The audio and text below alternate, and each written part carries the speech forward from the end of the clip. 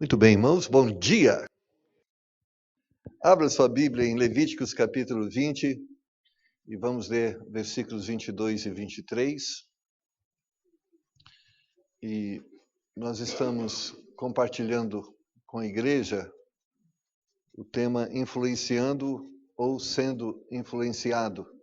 E não é um tema que nós começamos a mensagem, e eu quero dizer para você, não vamos terminar hoje, é um tema que eu gostaria de refletir com profundidade junto com os irmãos e entendendo a importância disso nos nossos dias. Então, peço a sua paciência de não dar a você todo o conteúdo que talvez seria mais conveniente escutar tudo de uma vez, né? Mas à medida também que a mensagem vai sendo compartilhada, ela está aí no seu boletim, não é? Aquilo que falamos na mensagem passada, você tem aí escrito e dessa forma a gente vai progredindo na reflexão sobre esse tema, ok? Levíticos capítulo 20, versos 22 e 23 diz: Guardai-vos, pois, todos os meus estatutos e todos os meus juízos, e cumpri-os, para que não vos vomite a terra, para a qual eu vos levo para habitar nela, e não andeis nos costumes das nações que eu expulso de diante de vós, porque fizeram todas estas coisas. Portanto, fui enfadado deles. Vamos orar. Senhor, pedimos a tua graça nesse momento, onde vamos compartilhar a sua palavra.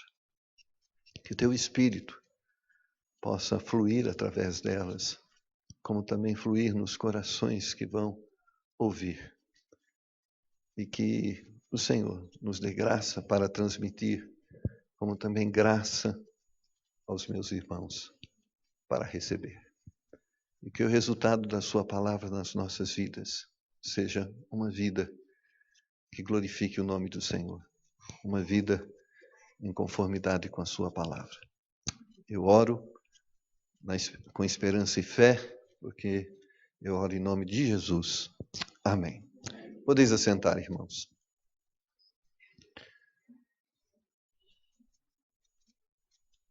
Eu creio que sempre é um grande desafio expor a palavra de Deus, porque ela se relaciona com nossa vida, e não só com a nossa vida, mas com a eternidade da nossa vida. Quando eu leio lá em Apocalipse capítulo 22 e versos de número 18 e 19, eu sei que o meu coração se enche de grande temor. E lá naqueles versículos, João estava encerrando a revelação, não João encerrando, Deus estava encerrando a revelação, estava concluindo tudo aquilo que ele entendia que nós deveríamos conhecer, e João escreve dessa forma: porque eu testifico a todo aquele que ouvir as palavras da profecia deste livro, que se alguém lhes acrescentar alguma coisa, Deus fará vir sobre ele as pragas que estão escritas nesse livro. E se alguém tirar quaisquer palavras do livro dessa profecia, Deus tirará a sua parte do livro da vida e da cidade santa e das coisas que estão escritas nesse livro.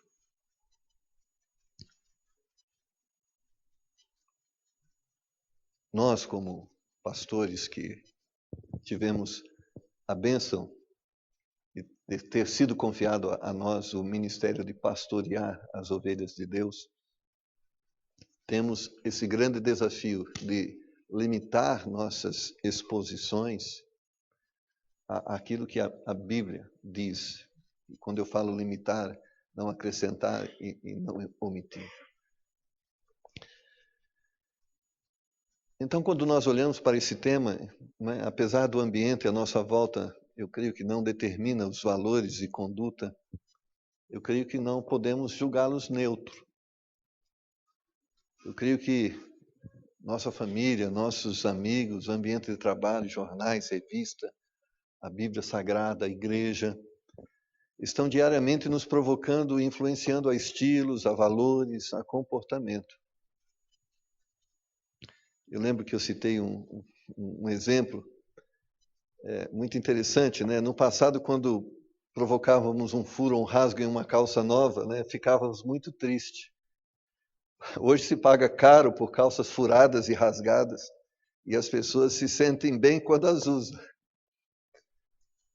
Isso é fruto de influência, de valores que as pessoas vão atribuindo, entendendo e impondo. A sociedade à nossa volta não é neutra, ela é influenciadora. É muito difícil ser diferente. Fácil é ser igual. Eu lembro dos meus filhos, quantas vezes eles me questionaram sobre princípios, valores que nós estabelecíamos, e eles chegavam e nos diziam, mas as outras pessoas não fazem assim. Ou, todo mundo faz desse jeito, por que a gente tem que fazer desse jeito? É uma coisa muito desafiadora para nós. Nós estamos no mundo e não podemos sair dele, mas uma coisa é estar no mundo e outra coisa o mundo estar em nós. A Bíblia vai nos exortar dizendo que nós estamos nesse mundo, mas nós não somos desse mundo. Isso é facilmente entendido quando nós entendemos a forma como se administra e organiza, por exemplo, uma embaixada. Se você for na embaixada dos Estados Unidos no Brasil, as leis que governam aquele espaço não são as leis brasileiras, são as leis americanas. Esse é o mesmo sentido que a Bíblia traz para nós. As leis que nos governam não são as leis brasileiras, mas são as leis celestiais. E elas é que são a base para a nossa conduta. Mas quando as leis brasileiras se identificam com as leis de Deus, amém, nós vamos obedecer. Mas quando elas entram em conflito, nós vamos rejeitar. Quando aquilo que as outras pessoas fazem se identifica com aquilo que Deus espera, nós vamos ser parecidos com eles. Mas muitas vezes eles vão ter escolhas e formas de vida que não se identificam com aquilo que Deus diz através da sua palavra, e nós vamos ser diferentes deles. E esse é um grande desafio para mim, eu creio que é um grande desafio para você também. Eu creio, irmãos,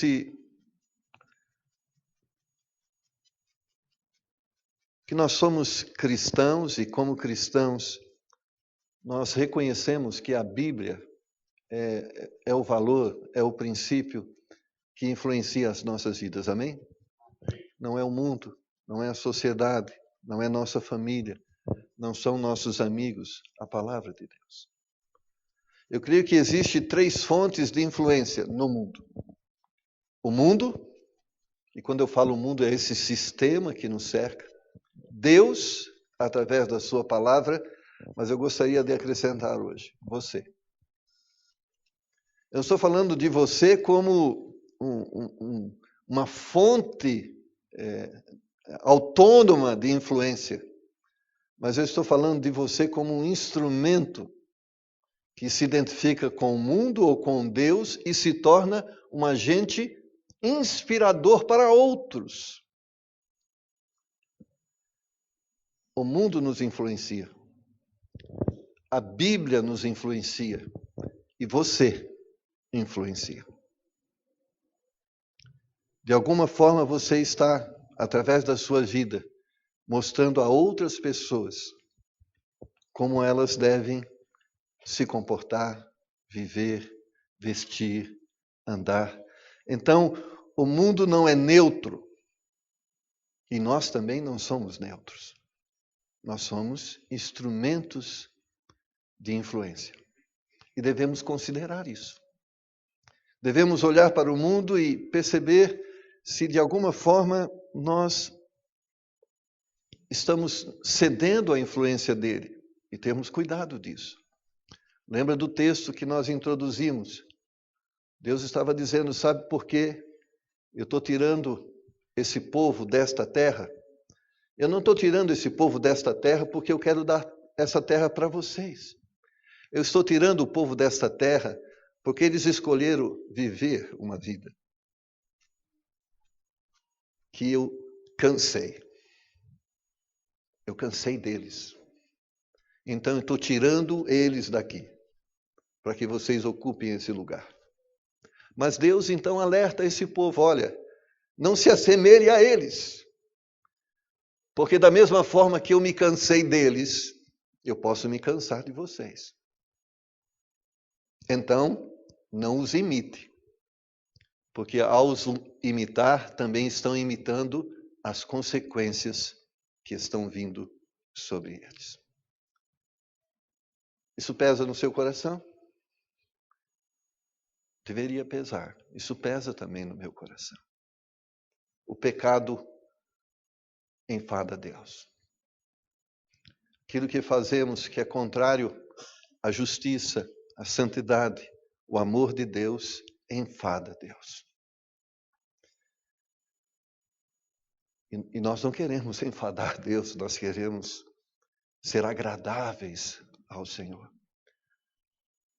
Então, por isso, nós cremos que devemos voltar para a palavra de Deus e entender que existe um caminho que não devemos andar, existe uma forma de viver que não devemos ter.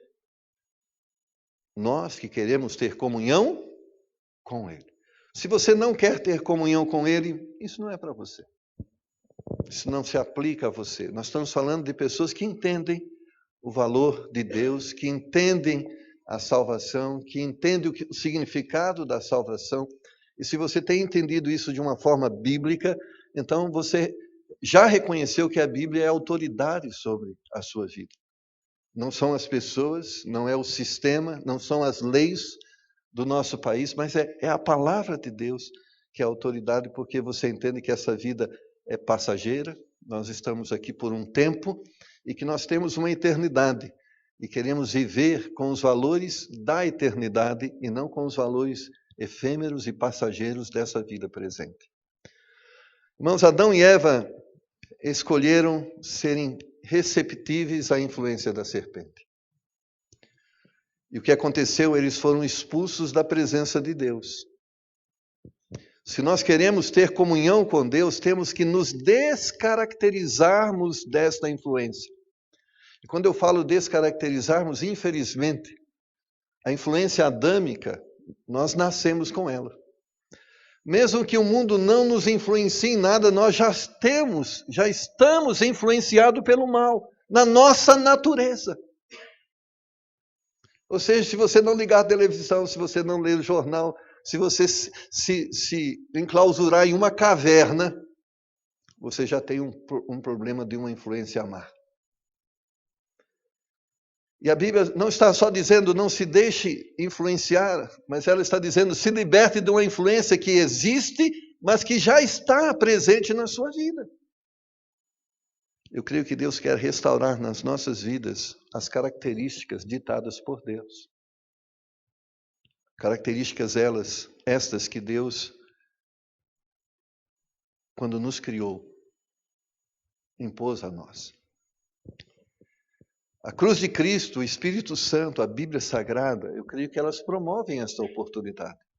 Não é fácil resistir às influências e não é fácil nos descaracterizarmos daquela que herdamos na nossa natureza.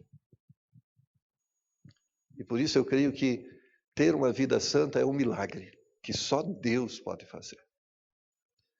Por isso Nicodemos ouviu: necessário vos é nascer de novo.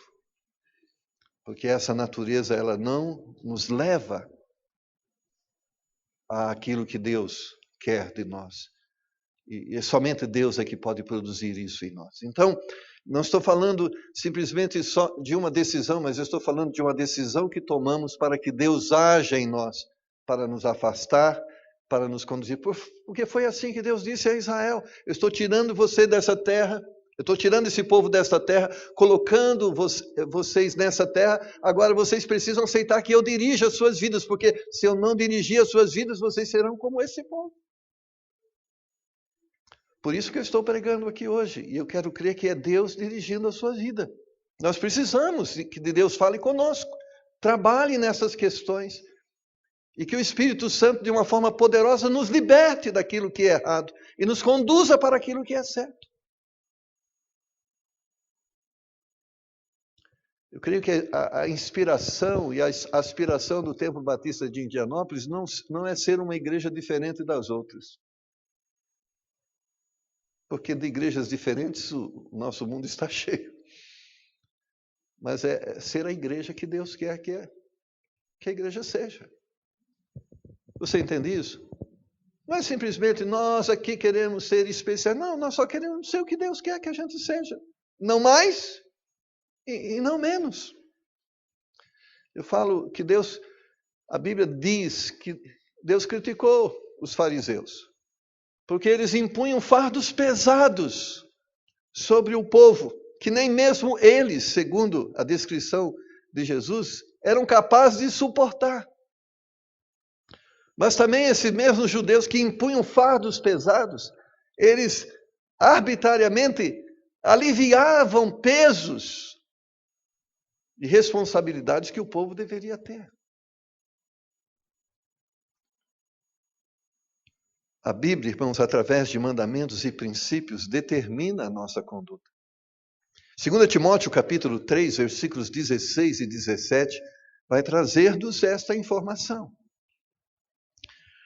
Toda a Escritura é divinamente inspirada e proveitosa para ensinar, para repreender, para corrigir, para instruir em justiça, para que o homem de Deus seja perfeito e perfeitamente instruído para toda a boa obra. Paulo, escrevendo a Timóteo, diz: aqui está o manual para que você seja perfeito e para que sejam perfeitos aquilo que você vem a fazer. É aqui. Você quer ser um bom homem, uma boa mulher, você quer ser um bom patrão, um bom servo, a Bíblia nos instrui para isso. Você quer ter um bom caráter, a Bíblia nos instrui a isso. Você quer a vida eterna, a Bíblia nos instrui a isso. Você quer saber o que falar, a Bíblia nos instrui a isso. Você quer saber o que não deve falar, a Bíblia nos instrui a isso. Então, a Bíblia, ela vai nos ensinar e nos influenciar através de duas formas. Ela vai, primeiramente, nos influenciar através de mandamentos. Que são mandamentos? Ordens diretas. Romanos capítulo 6, versículos de número 14 a 16, vai trazer-nos um entendimento acerca disso. Porque o pecado não terá domínio sobre vós, pois não estáis debaixo da lei, mas debaixo da graça. Pois que? Pecaremos porque não estamos debaixo da lei, mas debaixo da graça? De modo nenhum. Não sabeis vós que a quem vos apresentardes por servos para lhe obedecer, sois servos daquele a quem obedeceis, ou do pecado para a morte, ou da obediência para a justiça? Paulo estava instruindo o povo de Deus, estava dizendo: não entenda a graça de uma forma errada. A graça vos libertou. Vocês são livres. E vocês são salvos não é porque vocês obedecem à lei, vocês são salvos por causa da graça, porque nenhum de vocês merece a salvação. Mas não entenda essa graça como: oba, não sou salvo por causa das minhas obras, então posso fazer qualquer coisa. Ele diz: não é isso que eu estou dizendo. Graça é a oportunidade que você tem para ser salvo, apesar de você não merecer, mas essa salvação deve conduzi-lo a uma vida de obediência e submissão. Porque o que você obedece revela quem você serve. O que você obedece revela quem você serve. Se nós somos discípulos de Jesus, as leis de Cristo são vistas em nós. Mas se nós somos servos do pecado, as leis do pecado são vistas em nós.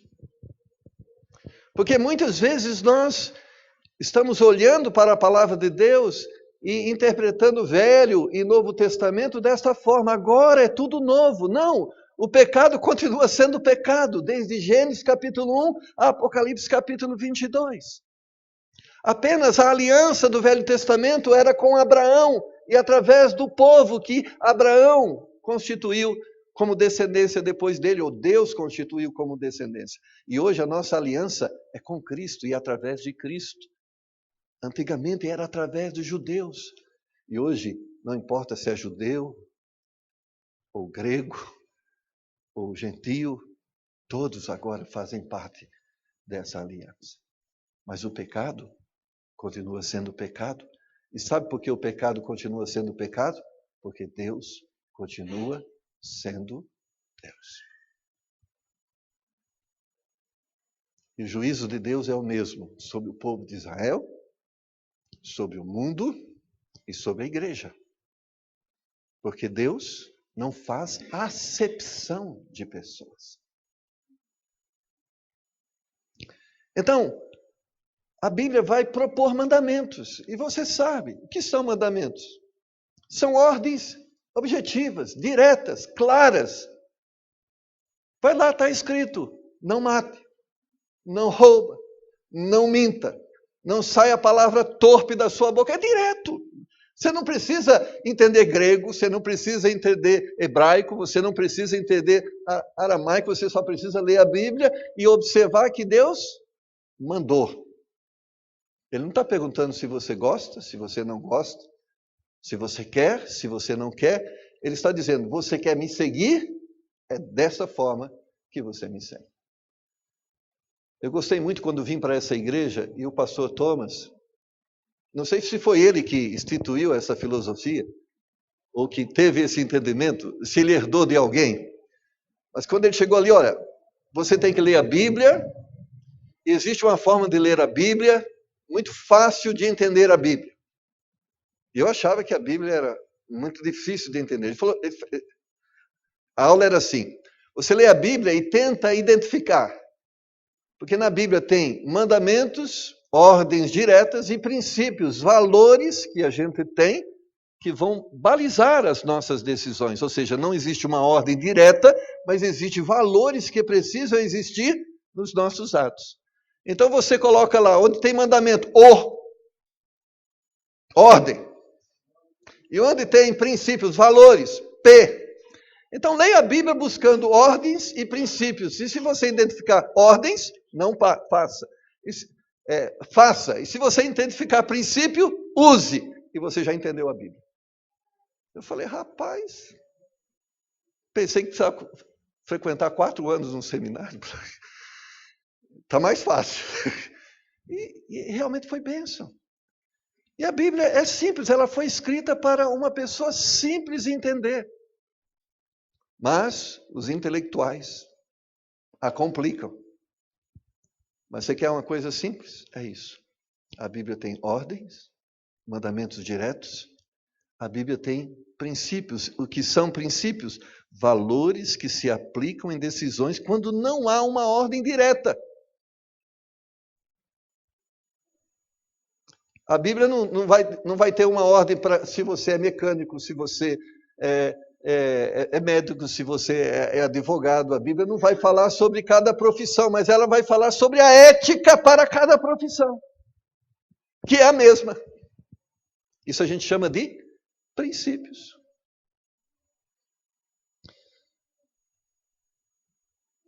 Por exemplo, existe uma coisa que sempre nos fez ser um pouco diferente de outros. Não porque queremos ser uma igreja diferente, mas porque queremos viver uma vida de acordo com a palavra de Deus. E eu quero que você, cada aluno que tem frequentado a aula de novos membros, a gente fala sobre isso, então não é novidade. Por exemplo, na questão de vestimenta. Não existe uma ordem direta de Deus. Use saia, use vestido, use calça. Mas existem princípios na palavra de Deus que se aplicam à vestimenta. E são 3 os princípios que a Bíblia fala sobre vestimenta. Eu vou citar o princípio da diferenciação, que está lá em Deuteronômio, capítulo 22, versículo de número 5. O princípio da diferenciação, a Bíblia diz assim: não haverá traje de homem na mulher, e nem vestirá o homem roupa de mulher, porque qualquer que faz isso, abominação é ao Senhor teu Deus. O primeiro princípio que a Bíblia diz é assim: homem se veste como homem e mulher se veste como mulher. Quando o homem se veste como mulher, é abominação. E quando mulher se veste como homem, é abominação. O que é abominação? Essa palavra abominação. Essa palavra sempre vai ser empregada assim: Deus criou algo para um fim e esse fim é descaracterizado. Ou a pessoa se afasta desse fim, ou seja, Deus criou você para ser homem, mas quando você quer entender que você é mulher, isso é abominável, ou seja, aquilo que era bom se tornou maligno, ruim, mal. O segundo princípio é o princípio da modéstia. Está lá em 2 Timóteo, capítulo 2, versículo de número 9. 1 Timóteo, capítulo 2, verso 9, diz: que do mesmo modo as mulheres se ataviem em traje honesto, com pudor e modéstia, não com tranças, ou com ouro, ou pérolas, ou vestidos preciosos. Pedro vai repetir esse princípio no capítulo 3, dos versos 3 a 5. O enfeite delas não seja o exterior, no frisado dos cabelos, no uso de joias de ouro, na compostura dos vestidos, mas o homem coberto no coração, no incorruptível traje de um espírito manso e quieto, que é precioso diante de Deus, porque assim se adornavam também antigamente as santas mulheres que esperavam em Deus e estavam sujeitas aos seus próprios maridos. O princípio da modéstia, ele está entrelaçado a uma coisa muito mais importante, que é a sua beleza não está no seu exterior. Se existe beleza e você deve cultivá-la, ela existe no interior. Ou seja, Deus está falando, muitas vezes você quer se mostrar bela através da vaidade. Pedras preciosas, vestimentas caríssimas, plástica, tantas outras coisas. Deus fala, não põe o seu coração nestas coisas. Ele não está dizendo, olha, não use Dona Linda colar, não coloque brinco, não passe uma maquiagem, mas ele está dizendo, olha, que você não valorize estas coisas, mas valorize a beleza que você deve ter como pessoa, como ser.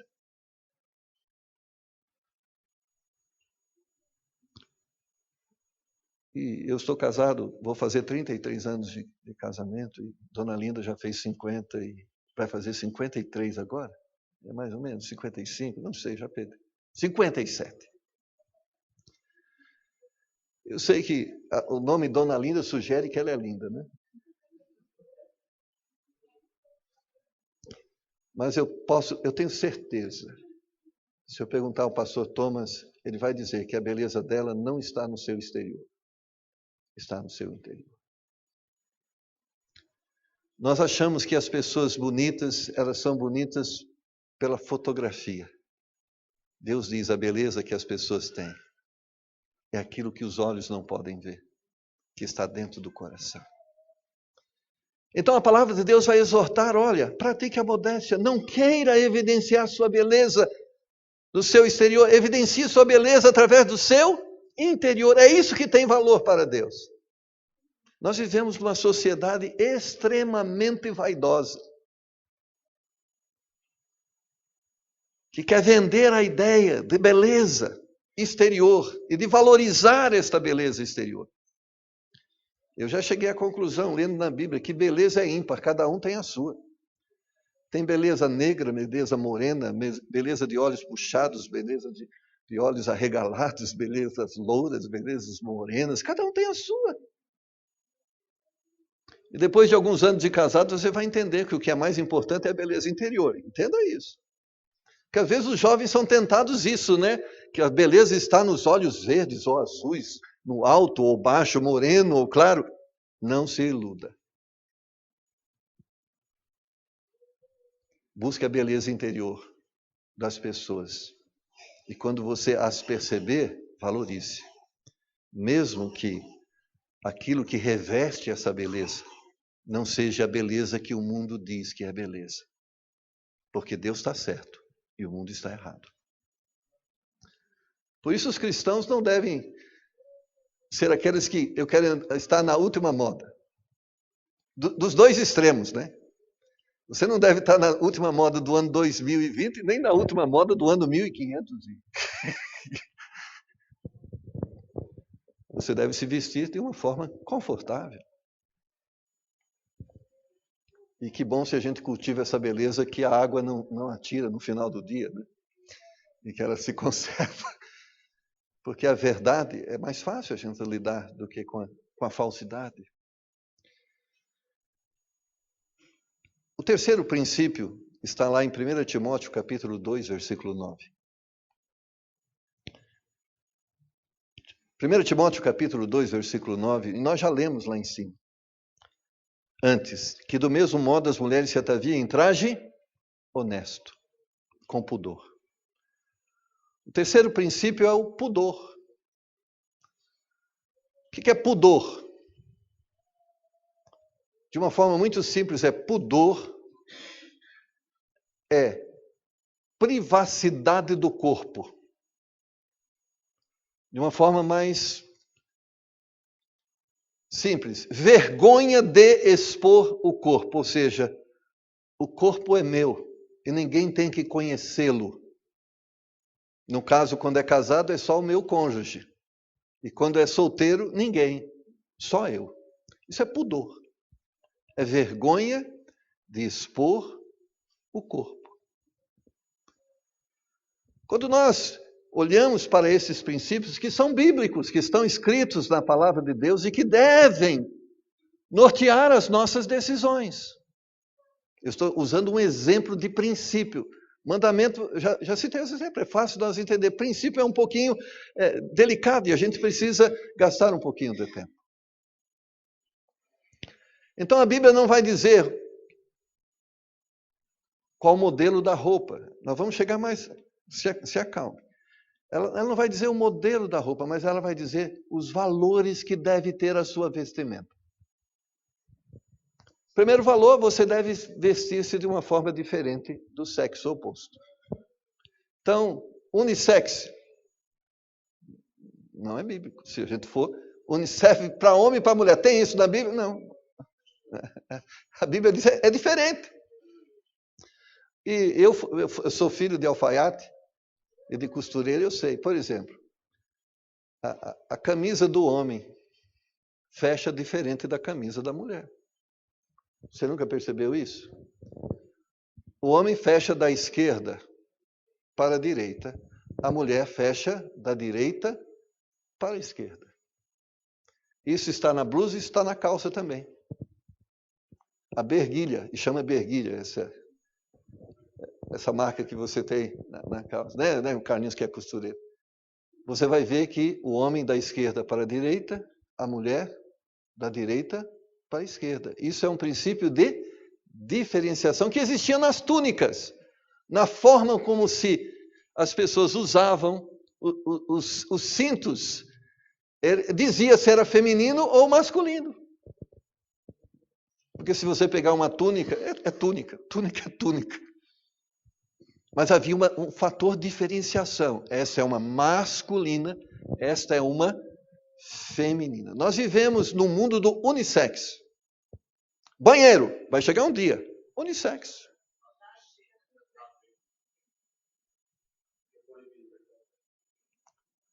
Não, ainda não é lei. No mundo tem, ainda no Brasil, ainda tem, mas não sei ainda onde é oficial. Eu não vejo como oficial, ok? Mas vai chegar um momento que é isso, unissex, roupa unissex, sexo unissex, não é? Banheiro unissex. Agora, isso é abominação ao Senhor. Irmãos, pudor. Desculpe eu falar, é uma verdade. Eu falava com os pastores, nós ficamos muito tempo discutindo sobre saia, vestido, calça. Calça vai para o inferno, saia vai para o céu. Mas sabe o que nós esquecemos de se ensinar? Pudor. As pessoas esqueceram do pudor. Desculpe eu falar, perderam a vergonha. Eles não têm vergonha. Não têm vergonha através de calça, não tem vergonha através de vestido, não tem vergonha através de saia. E eu sei que isso, você fala, isso é só com a mulher. Infelizmente, irmãos, isso afeta uma questão que envolve mais as mulheres. Por quê? Um dos primeiros problemas do pecado é que ele afetou a pureza do coração do homem. O coração do homem não é mais puro, não adianta se iludir. E o problema está nisso. O pecado afetou o homem nessa área de sexualidade, diferentemente do que afetou a mulher. Em função das características do homem, o homem ele é provocado sexualmente por aquilo que ele vê. Quando Deus vai lá e cobre a mulher com modéstia, diferenciação e pudor, o que ele estava dizendo? Resolvendo o problema do pecado? Não vamos ser infantis com respeito a isso. O que ele está fazendo? Ele está minimizando a provocação ao pecado. Eu creio que nós temos visto aumentar a questão de pedofilia. A questão, como chama? Estupro. E as pessoas querem fazer a caça aos pedófilos e aos estupradores. E eles estão errados. Mas eles se esquecem que existe um elemento provocador a isso. Tem lá no trem, no metrô, no ônibus, assédio sexual é crime. Mas a Bíblia entende isso, que existe esse problema. Mas a Bíblia, ela não diz, olha, não pense de uma forma imoral. Ela diz para a mulher, não provoque o homem a pensar de uma forma imoral. Porque adultério é pecado. Porque fornicação é pecado. Ou seja, ele está dizendo, não se vista de uma forma a provocar pecado. O problema da vestimenta não é com Deus. Porque Deus nos vê nus. Deus não sai quando a gente vai trocar a roupa. Ele não tem problema, ele é puro, ele é santo. Mas o coração do homem não o é. Por isso, quando Deus estabeleceu o princípio do pudor, ele estava dizendo, olha, cubra o seu corpo. O seu corpo é seu. Nós vivemos numa sociedade que valoriza mais a sexualidade que a pessoa possa oferecer do que o valor que a pessoa tem. E muitas pessoas só vão ter valor enquanto forem bonitas fisicamente, e quando perderem a sua beleza física, serão jogadas no lixo. E a gente não percebe isso. Houve a revolução feminista. E ela teve algumas reivindicações justas. Os homens, em função da liderança que Deus havia outorgado a eles, abusaram. E eles agrediram fisicamente seus cônjuges, suas cônjuges. Eles escravizaram muitas mulheres a lhes obedecerem de uma forma dolorosa. E era justo. Mas nós vivemos numa sociedade que, infelizmente, apesar de toda a revolução feminina, nunca a mulher foi tão escravizada e tão objeto como nos nossos dias. A diferença é que antes era objeto por obrigação e hoje ela é objeto porque ela se coloca como objeto. Eu falo, se alguém se aproximar de você e quiser casar com você porque você tem beleza física, se afaste dessa pessoa. Não é um bom parceiro. O que deve atrair-nos uns aos outros é aquela beleza que existe no nosso interior, essa roupagem que está estampada através de nós, que nos diferencia uns dos outros fisicamente, é só uma roupagem que não faz de nós melhores ou mais bonitos que outros.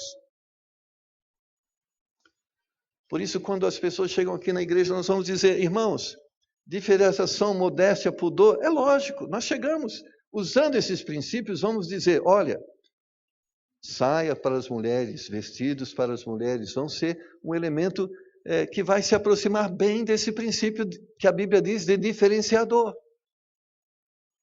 Mas não é só isso, não é só saia e vestimenta, é com pudor, porque se não tiver pudor, isso não tem valor. Nós estamos dizendo, olha, se você... Lógico, as pessoas da liderança da igreja, você já percebeu isso. Nós queremos influenciar as pessoas, e nós somos elementos influenciadores. Então, as pessoas que participam do ministério da igreja, elas são conscientizadas a influenciarem as pessoas no seu padrão maior. Então, você vai vê-las vestidas de saias, as mulheres, né? E de vestidos. E a gente gostaria que todos entendessem esse princípio e se identificassem, não por uma obrigação. Olha, aqui você tem que usar isso, senão você vai para... Não, mas entendendo a Bíblia, aquilo que ela nos propõe, aquilo que ela nos ensina. Desta forma, nós nos identificamos mais com a palavra de Deus. Agora, existem calças diferentes das mulheres. E o problema não é a calça para as mulheres, o problema é que não tem pudor. E o que existe muitas vezes é segunda pele. Não é vestimenta, é segunda pele. A pessoa não precisa, desculpa eu falar, eu estou falando de uma forma objetiva para você entender. As pessoas não precisam tirar a roupa para você saber que corpo ela tem. Com roupa, você já sabe. E a Bíblia fala isso, a ausência de pudor. E segundo a palavra de Deus, a ausência de pudor é pecado, porque é a presença da imoralidade nas nossas vidas. A Bíblia trata desta forma essas questões, irmãos. Então, quando a igreja influencia você a um estilo de vestimenta, não é porque a igreja simplesmente, nós queremos... Não, é porque a Bíblia diz que é assim que nós devemos ser influenciados. Então, a igreja repercute a palavra de Deus. Essa igreja, muitas vezes, eu lembro no passado, quando a gente ia em excursões com outra igreja, eu lembro lá em 1987, 88, 86, quando eu ainda era jovem não casado.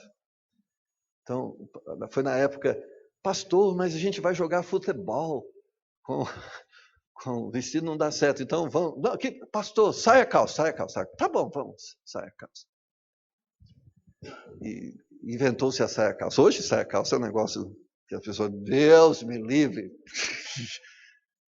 Porque muitas vezes nós estamos mais preocupados do que a sociedade pensa sobre nós do que o que Deus está pensando sobre nós. Percebe que nós estamos mais preocupados com o que as pessoas pensam do que o que Deus pensa. É terrível. Nós temos mais interesse de sermos agradáveis aos olhos dos homens do que em sermos mais agradáveis aos olhos de Deus. Então, quando a Bíblia fala de pudor, ela está falando, tem pecado,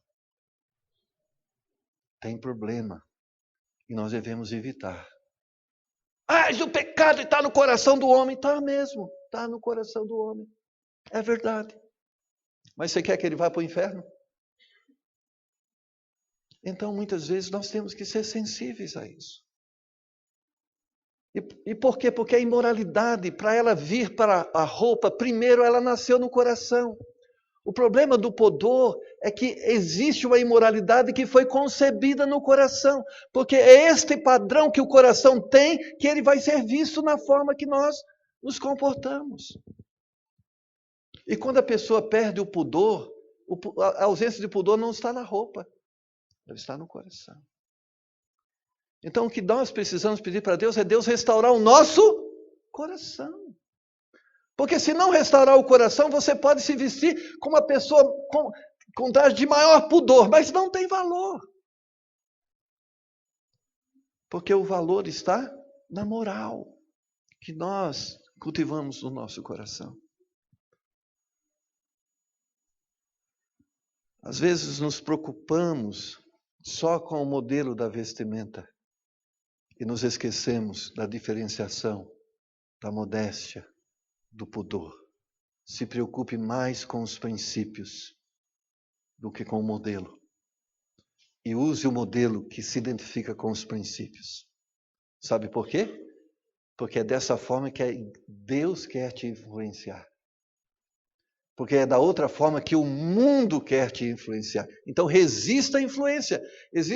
Outrora existia, no meu tempo do meu pai, existia, como é que chama aquela calça que colocava por trás, por baixo?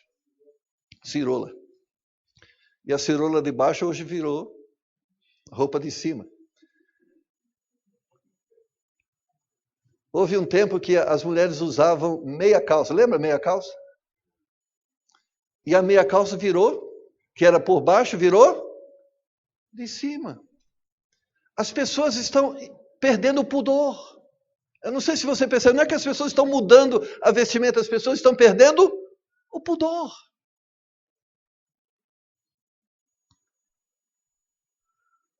Não estamos aqui apedrejando ninguém, não entenda disso.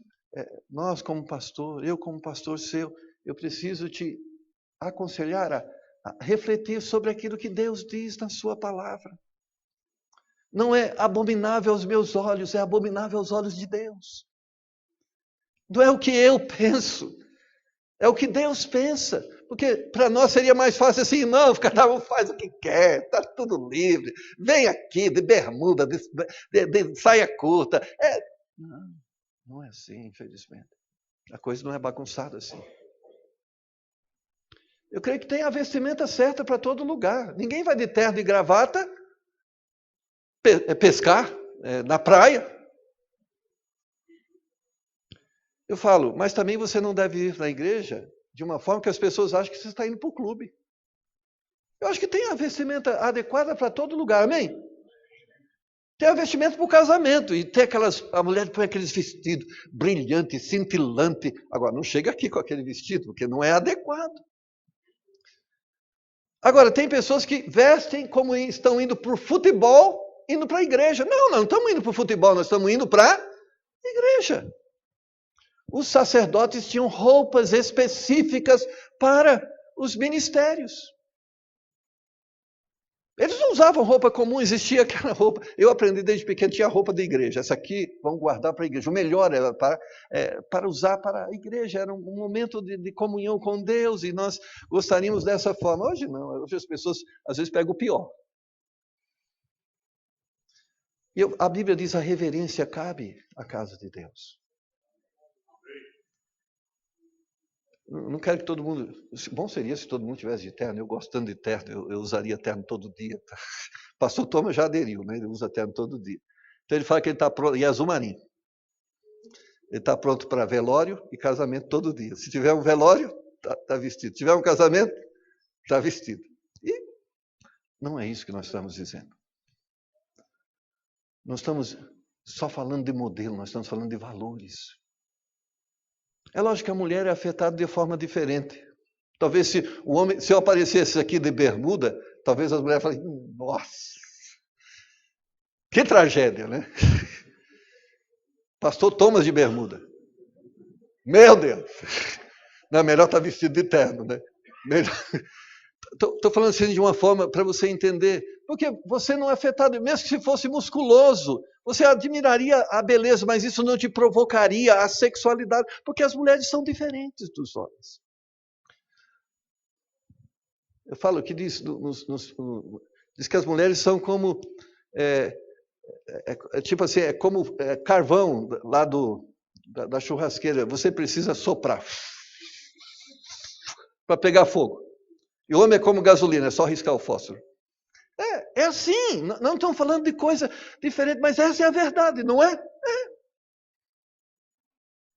São diferentes. E por causa da diferença, Deus nos incentivou, nos orientou de forma diferente. Então, esses princípios servem para os homens. Diferenciação, modéstia, pudor, serve para os homens. E serve para as mulheres. Por quê? Ou nós estamos sendo influenciados por Deus, ou nós estamos sendo influenciados pelo mundo. Sabe o que é triste, irmãos? Muitas vezes, os cristãos estão mais parecidos com o mundo do que o mundo mais parecido com os cristãos. E às vezes as pessoas estão mais preocupadas em serem parecidas com o mundo. Elas olham para suas vestimentas, já mudou a coleção. Eu gosto de comprar coleção. Eu fui numa loja que as camisas eram R$219, mas era a antiga coleção, era R$79. Eu falei: gosto dessa camisa. Coleção antiga, R$79, custava R$219. Não é uma beleza essa moda? Eu gosto dessa moda. A moda que eu vou comprar a coleção passada. Mas houve um tempo da minha vida que eu queria ter o atual. Eu estou na moda. Minha esposa fala que quando eu fui namorar com ela, a meia era de buquê branco. Aquela meia de buquê branco. Eu achava que eu estava na moda. Mas não é essa moda. Não é esse o estilo que nós devemos imitar. É aquele que a Bíblia nos diz. O Deus imutável. As roupas iriam mudar. Os estilos iriam mudar. Mas os princípios devem permanecer. Você não precisa usar túnica. Eu não preciso usar túnica. Mas diferenciação e modéstia e pudor precisa existir na minha vestimenta, porque isso são princípios eternos. E eu quero encerrar com Filipenses 4, 8 e 9. Existem muitas coisas que a Bíblia não vai dizer assim com princípios tão diretos. Isso aqui é para vestimenta, isso aqui é para pudor. Mas que são princípios gerais, sabe? Leis gerais. Filipenses capítulo 4, versículos 8 e 9. Quanto ao mais, aquilo que não é especificado, aquilo que não é mandamento, aquilo que não é o princípio para aquilo, o demais, irmãos, tudo que é verdadeiro, tudo que é honesto, tudo que é justo, tudo que é puro, tudo que é amável, tudo que é de boa fama, se há alguma virtude, se há algum louvor nisso, pensai. E o que também aprendestes e recebestes e ouviste e viste em mim, isso fazei-o. E o Deus de paz será convosco. Pastor, mas a Bíblia não diz sobre isso. Diz sim, espera aqui. É honesto? é justo, é puro, é amável, é de boa fama, há uma virtude, há algum louvor, então é bom. Identifique-se. Mas isso identifica-se com o pecado, com o mal, com o diabo, com a malignidade. Não faça isso. Agora as pessoas, pastor, um rockzinho pode? Bom, vamos fazer a pergunta. É de boa fama? Primeiro princípio, é de boa fama? Não. Você vai ver que muitas vezes o rock está relacionado a feitiçaria, a anarquia, imoralidade. Não é de boa fama, satanismo. Então, é esse o princípio. Então, isso não é para nós cristãos, porque não é de boa fama. Agora, tem gente que gosta da música caipira. Eu não estou dizendo que há coisas que são sadias, apesar de estarem no mundo, porque se identifica com valores. Apesar do mundo jaz no maligno, tem coisas que são sadias. Por exemplo, máquina de lavar roupa é uma coisa sadia no mundo, não é, dona Lina? É uma benção. Carro automático, nossa, quem inventou? Eu falo assim que quem inventou o ar-condicionado, eu estava lá em Manaus, se ele aceitou Jesus, ele vai para o céu, tenho certeza. Se não aceitou Jesus, apesar de ter inventado o ar-condicionado, vai para o inferno, né? Mas é assim, irmãos. Nós devemos olhar para as coisas e não nos envolvermos com elas sem julgarmos aquilo, porque nossa vida tem um propósito, glorificar a Deus, antes de tudo. Então, se aquilo vai ofuscar a glória de Deus na minha vida, não. Pastor, é muito comum. Muitas coisas do mundo, é muito comum. Imoralidade do mundo. Vai chegar um momento, irmãos, que casamento não vai existir. Vão proibir o casamento. Vai até ser um problema social, que as pessoas vão dizer assim, está proibido o casamento, não tem mais casamento. Quem quer ficar, fica. Quem não quer, não fica. E vai ser assim, está escrito profeticamente na Bíblia. Mas a Bíblia diz que não é assim. Mas todo mundo faz assim. Não faça o que as pessoas fazem, porque eu me cansei delas. E a terra as vomitou.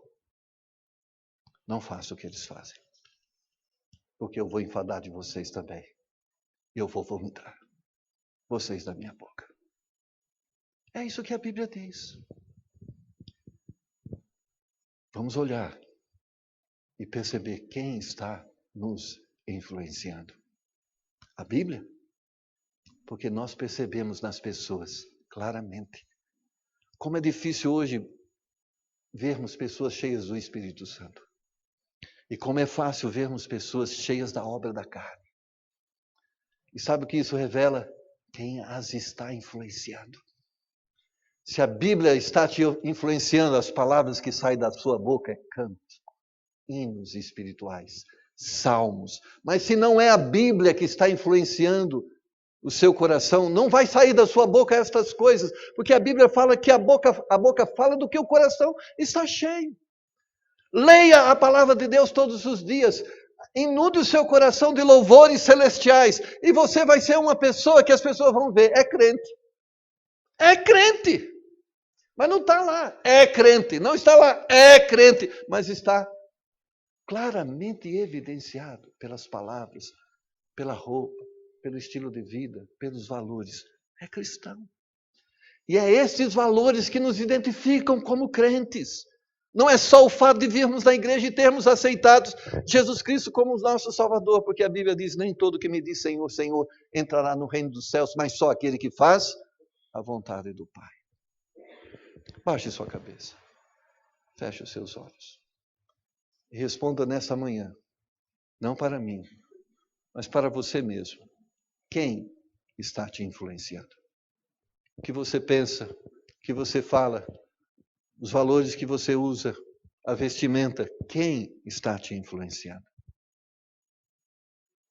E se você descobre que o mundo está te influenciando, as pessoas estão te influenciando e não Deus, volte-se para o Senhor. Diga, Senhor, me perdoe. Eu não tenho sido o que o Senhor gostaria que eu fosse, não tenho andado no caminho que o Senhor deseja que eu ande. Pai, nós estamos diante do Senhor e pedimos graça ao Senhor diante do desafio que nos propõe a sua palavra. Sermos diferentes no mundo de iguais é tão desafiador, mas ajuda-nos a amarmos mais o Senhor do que o mundo, amarmos mais o Senhor do que a nós mesmos. Nos ajuda, Senhor, a nos despirmos de todas as nossas vaidades pecaminosas e nos vestirmos e revestirmos da santidade do Senhor. Ajuda-nos a pensarmos sobre isso que a Tua palavra nos propõe e nos dá graça para praticarmos e vivermos de acordo com esses princípios. Te pedimos em nome de Jesus. Amém.